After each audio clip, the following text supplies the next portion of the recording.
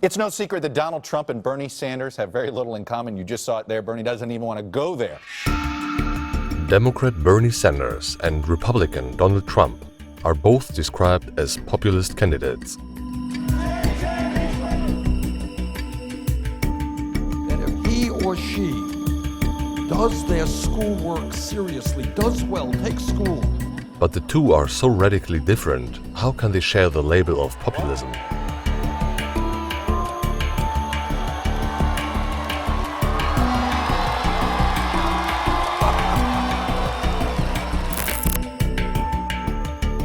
What does it mean to be populist?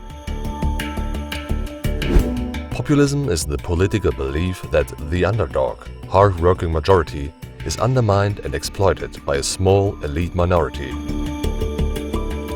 Populist politicians claim to represent the interest of average or working-class citizens and work to unite the population against a common enemy. I have made billions of dollars in business-making deals. For right-leaning politicians like Trump, that's immigrants and the Republican establishment. For leftist politicians like Sanders, it's Wall Street, billionaires, and campaign finance laws.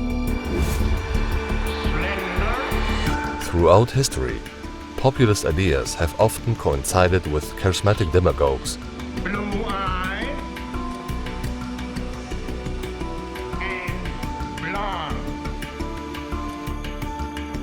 as these personality types are often successful at galvanizing the masses. In fact, one of the earliest populists was Julius Caesar, who undermined Rome's ruling aristocrats by appealing to the underrepresented working class. But populism isn't necessarily good or bad. Both FDR and Adolf Hitler were decisively populist politicians by appealing to the frustration of their respective countries.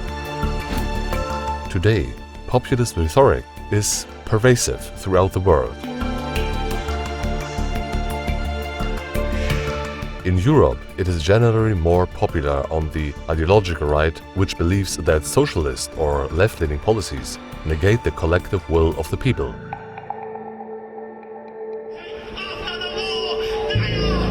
This was the idea behind the 2016 Brexit referendum, as many working-class Brits felt that globalization provided by EU membership was not to their benefit.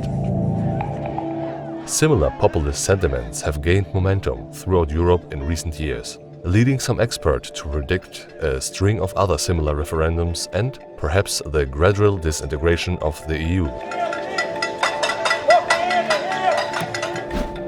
In the US, however, populism is widespread. Liberal voters tend to resonate with issues that affect the poor and working class, like income inequality.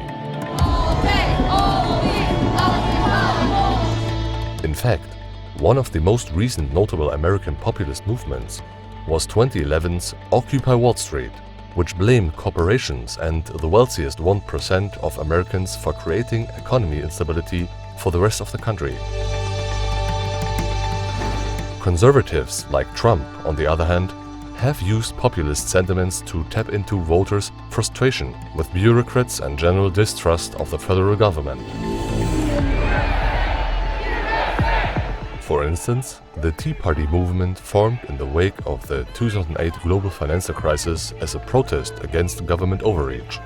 So whether it be in the US or abroad, populist politicians tend to operate the same way. That is, they choose a popular enemy, like the establishment, immigration, or criminals, and rally voters to get behind that cause.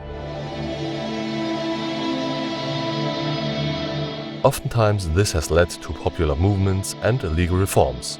Other times, it has cultivated in widespread ultra-nationalism and nativism. Either way, populism is an extremely effective political tool.